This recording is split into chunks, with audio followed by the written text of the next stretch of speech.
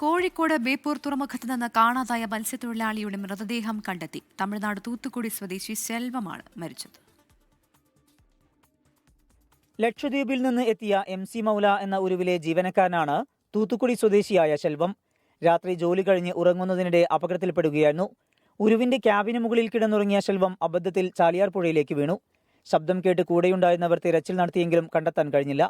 തുടർന്ന് കോസ്റ്റ് ഗാർഡും ഫയർഫോഴ്സും മത്സ്യത്തൊഴിലാളികളും ചേർന്ന് തിരച്ചിൽ നടത്തുകയായിരുന്നു.